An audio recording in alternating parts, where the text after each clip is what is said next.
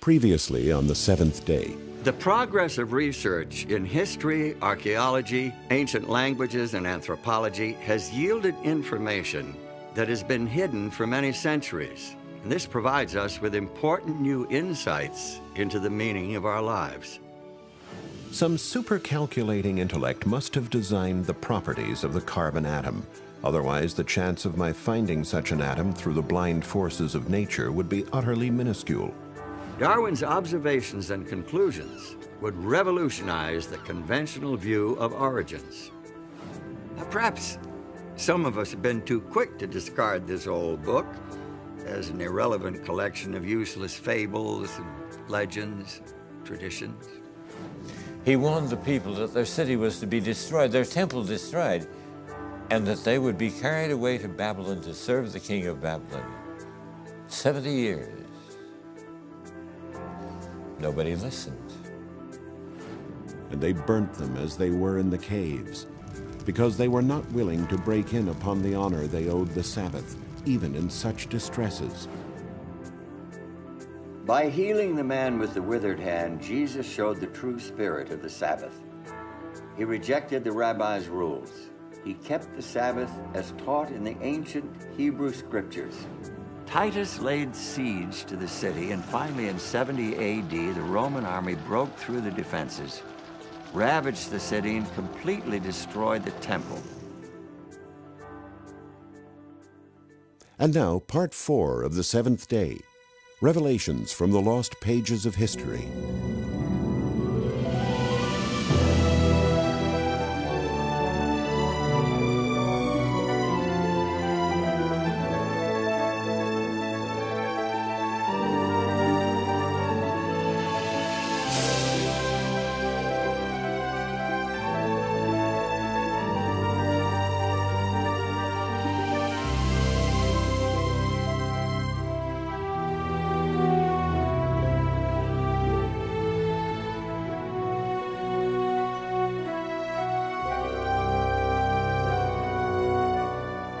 About 95 or 100 AD, a change was made in the synagogue service.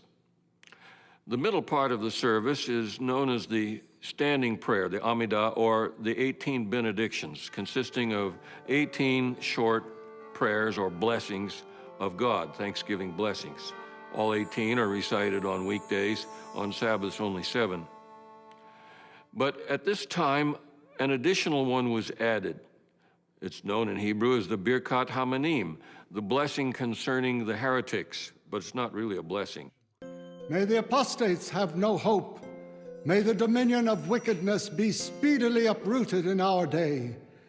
May the Nazarenes and the heretics quickly perish and not be inscribed together with the righteous. Blessed art thou, the eternal our God, who crushes the wicked.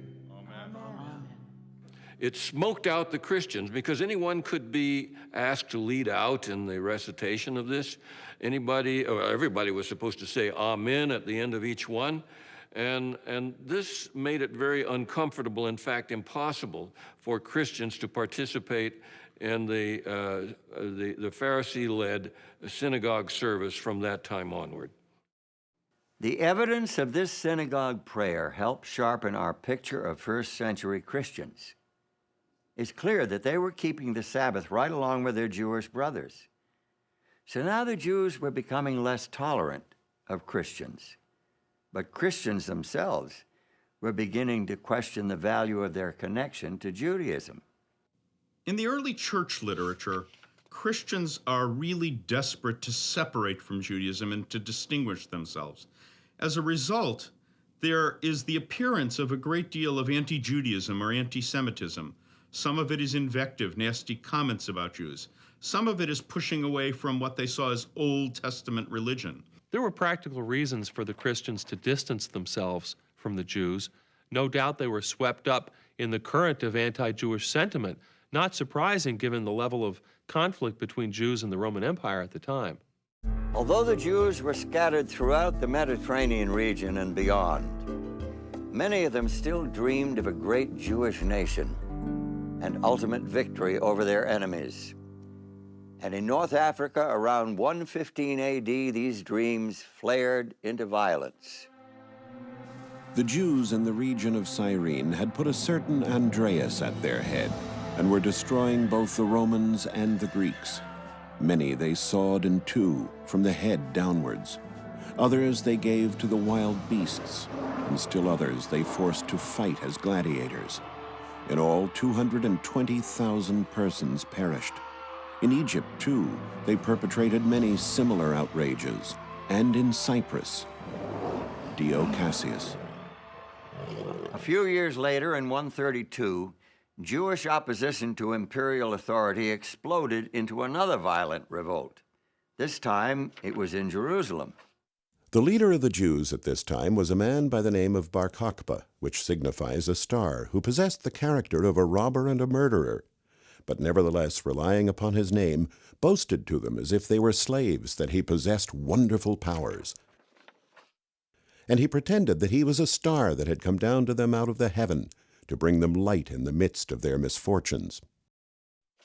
Our ancient sources give us two reasons for the Bar Kokhba uprising.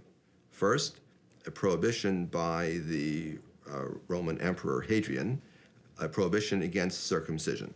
Jews would no longer be allowed to practice circumcision. Second, the decision by the Emperor Hadrian to rebuild Jerusalem as a pagan city, the city of Aelia Capitolina. Imperial forces finally crushed the rebellion in 135. Hadrian banned Jews from Jerusalem and prohibited Sabbath keeping and other Jewish rites of religion. So there was strong anti-Jewish sentiment throughout the Roman Empire. Jews were the enemy. Christians didn't want to be associated with the Jews and thought of as the enemy. And the easy way to disassociate themselves was to renounce the Sabbath, which was a mark of Jewishness.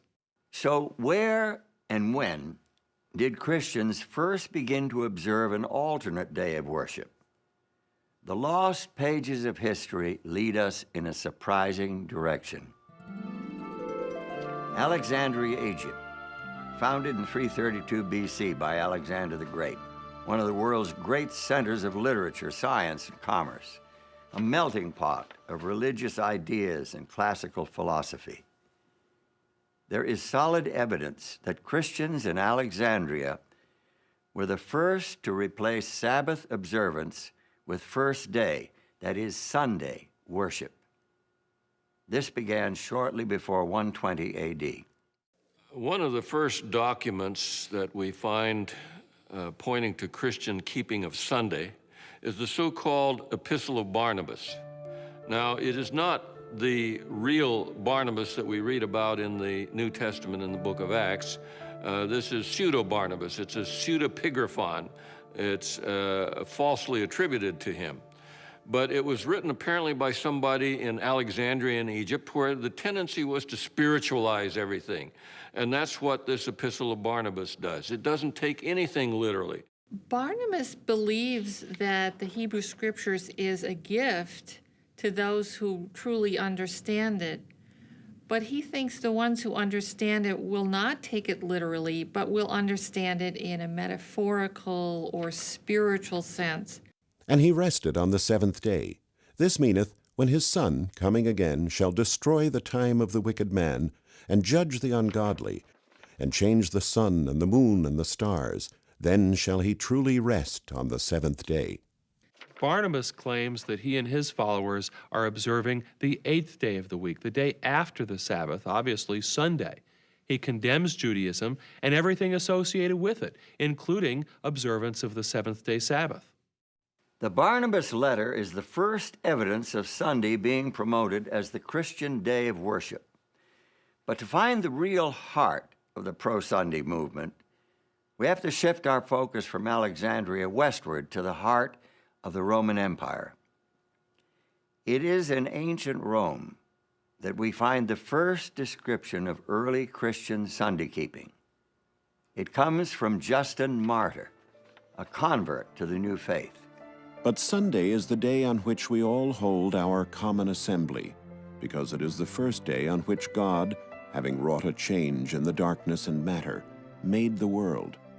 And Jesus Christ, our Savior, on the same day, rose from the dead. early Christian Sunday keepers needed a theological justification for keeping the first day of the week, and they found it in linking the first day to the first day of creation. In doing that, they were denying the authority of Christ, who declared himself to be Lord of the Sabbath, the seventh day of creation week. For in 6 days the Lord made heaven and earth, the sea, and all that in them is, and rested the seventh day. Wherefore the Lord blessed the Sabbath day and hallowed it. We have reached a critical defining moment in our story. By isolating the weekly holy day from its biblical roots, church leaders cut off the Sabbath from its source of spiritual meaning. It would become a hollow formality, a political hot potato, a test of authority, and a pawn in a centuries-long power struggle. Sunday was an attractive replacement for Sabbath because Sunday was beginning to draw to itself a certain amount of aura because of new developments in the pagan religion that made Sunday the day of worshiping the sun and thinking of the sun. I suppose it was inevitable that elements of pagan worship would find their way into Christianity. Christians were, after all, a small minority in a distinctly pagan world, a world that worshiped mythical gods, dead emperors, and the invincible sun. Historians commonly date the beginning of the Roman Empire as 31 BC. That's when Octavian defeated the forces of Antony and Cleopatra and came back to Rome to rule as the first Caesar, Caesar Augustus. And it was at that time that he shipped back to Rome 2 great obelisks. One of those he set up in the Circus Maximus. You know, it was not only that it was dedicated to the sun god, but it was also a very visible sign that Rome had conquered Egypt, that the dedication on it said, Caesar Augustus dedicates this as a gift to the sun, but it also says, because Egypt has been conquered. And so the people who came to the Circus Maximus to watch the games could see not only this dedication to the sun, but also the realization that the Roman sun god had prevailed over the Egyptian sun god. Reports from the mid-1st century provide additional evidence of the popularity of sun worship. The notorious Emperor Nero commissioned a sculptor to create a statue nearly 115 feet tall, topped with a likeness of his own head in the style of the sun god. When Vespasian built his great amphitheater, which we call today the Colosseum, he took that enormous colossus is the ancient word for statue, that enormous colossus of Nero, changed the features on the face, and dedicated it to the sun god. Emperor Elagabalus was so devoted to his eastern sun god that he took the deity's name. He brought his god in the form of a black meteorite all the way from Syria to Rome and adopted an Eastern lifestyle. The sun was worshipped at Emesa under the name Elagabalus, and under the form of a black conical stone, which, as it was universally believed, had fallen from heaven on that sacred place. In a solemn procession through the streets of Rome, the way was strewn with gold dust. The black stone, set in precious gems, was placed in a chariot drawn by 6 milk-white horses. The pious emperor held the reins. Elagabalus, corrupted by his youth, his country, his fortune, abandoned himself to the grossest pleasures with ungoverned fury. And so his Eastern dress and his Eastern orgies and his Eastern behavior brought Elagabalus to grief after 4 years. And even though his god was sent back, the black stone was shipped back to Syria, that sun worship continued. The ancient historian Plutarch reports how the Roman general Pompey went to the eastern Mediterranean to deal with a problem of pirates attacking commercial shipping. This is about 50 BC. Well, he conquered the pirates, captured them, brought them back to Rome. Turns out the pirates were worshippers of Mithras, the sun god. And from those pirates, the worship of Mithras became very popular in Rome, especially among the military. I think that Roman military men would find Mithras a particularly attractive divinity. He was a warrior himself, fighting for the forces of good. It was a hierarchical religion, and one could progress from grade to grade. There were 7 grades of Mithraism, much like in an army. And thirdly, it was a religion of brotherhood and fellowship. They would meet together not only to worship their God, but to eat a meal in common. We hear about Roman soldiers having come back from the east who pray at dawn, facing the east, facing the sun. And this is when we begin to get in Rome a mention of Deus Sol Invictus. That is to say, the unconquerable sun god. Unconquerable because the night tries to conquer the sun in each 24-hour period. But at dawn, the sun has survived. The sun has vanquished the night. The importance of sun-worshipping cults in the Roman Empire is shown during the reign of Aurelian, who was emperor from 270 to 275 AD. He established a state religion that included the worship of both the emperor and Sol Invictus, the invincible sun. He tried to unify all religions under the sun god. Diocletian, who came to power in 284, was also devoted to the sun god. He maintained Aurelian's principle of a state religion and even declared himself to be a god. Eventually, he ordered the persecution of Christians. To some Christian leaders, it made sense to take advantage of the popularity of Sunday, especially since Sunday observance would make Christianity more attractive to the pagans, who already worshiped the sun on that day. For example, the Roman Emperor Constantine was, like Aurelian and Diocletian before him, a worshiper of the sun. He was the first emperor to profess belief in Christianity. It was during a crusade against his rivals that he was supposedly converted to Christianity. Sympathetic biographers claim that before a climactic battle near Rome, Constantine saw a vision of a flaming cross in the sky. He credited this vision with his subsequent victory and declared himself to be a Christian.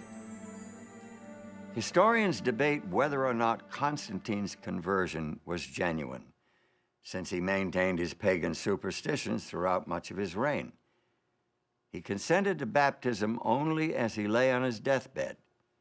Still, his reign did mark a dramatic turning point in the history of Christianity. In 313, with the agreement of his co-emperor Licinius, he effectively legalized the Christian religion. The reign of Constantine the Great forms one of the epochs in the history of the world. It is the era of the dissolution of the Roman Empire, the commencement, or rather consolidation, of a kind of Eastern despotism with a new capital, a new constitution, and finally, a new religion. Was Constantine converted to Christianity, or was it the other way around? Who knows? But what's important to us today is that what emerged was a different kind of church, a different kind of state. In fact, the two were so blended together, it was hard to see where one ended and the other began. It seems that Constantine's personal religion was a mixture of Mithraic sun worship and Christianity. According to his Christian biographer, Eusebius, he taught all his armies to zealously honor the Lord's Day, Sunday, referring to it as the day of light and of the sun, distinctly pagan terminology. Take a look at this passage from his famous Sunday Law of AD 321. On the venerable day of the sun, let the magistrates and people residing in cities rest, and let all workshops be closed. In the country, however, persons engaged in agriculture may freely and lawfully continue their pursuits. The first law requiring people to celebrate on Sunday and rest on Sunday was a law promulgated by the Emperor Constantine in the year 321. And he does it without any reference to Christian theology or Christian ideas. He says to abstain from labor on the venerable day of the sun, which is an allusion to the fact that sun was becoming more and more the object of worship. So the first Sunday law requiring people to keep Sunday had no Christian flavor at all. Although Constantine promoted Christianity and built many, many Christian churches, he closed very few pagan temples. And we have a Roman calendar from the year 354. That's about 17 years after the death of Constantine, which has 4 separate festivals each year to the sun god. It shows that the sun god survived not only Constantine, but into the reigns of his immediate successors. Did Constantine's Sunday law settle the Saturday-Sunday issue? Not according to the records from the ancient city of Laodicea, where church leaders met near the middle of the 4th century. The church council at Laodicea dealt specifically with the issue of what scriptures, if any, should be read at Sabbath services. The Gospels are to be read on the Sabbath, that is, Saturday, with the other scriptures. The fact that the council addressed this issue is irrefutable proof that Christian church members were still attending worship services on the seventh-day Sabbath. Remember, this is more than 300 years after Christ. But there's more. Christians must not Judaize by resting on the Sabbath, but must work on that day, rather honoring the Lord's Day, and if they can, resting then as Christians. But if any shall be found to be Judaizers, let them be anathema from Christ. What did the council mean by Judaizers? Judaizers were those Christians who did not work on Sabbath, like the Jews. Church leaders wanted everyone to work on Sabbath and to refrain from work on the first day of the week, which they now called the Lord's Day. And this was consistent with the Sunday law enacted by the Emperor Constantine. In spite of the popularity of sun worship and the Sunday laws of emperors, many Christians continued to worship on the seventh-day Sabbath. In fact, Christian churches that abandoned the Sabbath were in the minority. For although almost all churches throughout the world celebrate the sacred mysteries on the Sabbath of every week, yet the Christians of Alexandria and at Rome, on account of some ancient tradition, have ceased to do this. Without question, Christians were still observing the seventh-day Sabbath clear down in the second half of the 4th century. In spite of theological arguments, anti-Jewish prejudice, and the decree of an emperor, the Sabbath of the Creator was not dead. The succeeding centuries saw the Sabbath at the heart of controversy between popes and patriarchs. The weekly day of rest and worship became a test of church authority and a sign of submission to the sovereignty of a new kind of religious government. It became a major cause of the great rift that divided the Christian church for 900 years.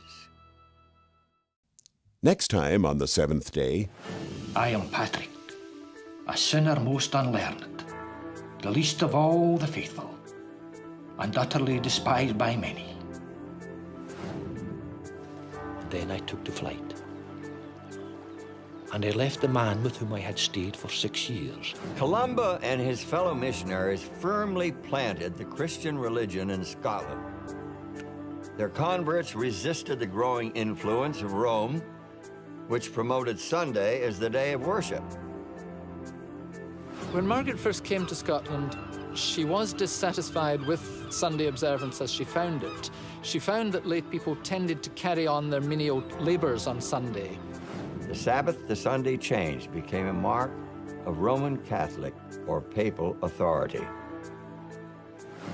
Marcion wanted to discredit the Sabbath because it was an image of creation. For him, creation was an evil deed of an evil God, the God of the Old Testament. In 602, Pope Gregory identified Sabbath keepers with the Antichrist. He called them Judaizers because of their determination to observe the seventh day as a day for rest and worship. Sabbath was a day of feasting. In fact, to fast on the Sabbath meant to break the Sabbath. And so this was another way of distancing Christianity from Judaism.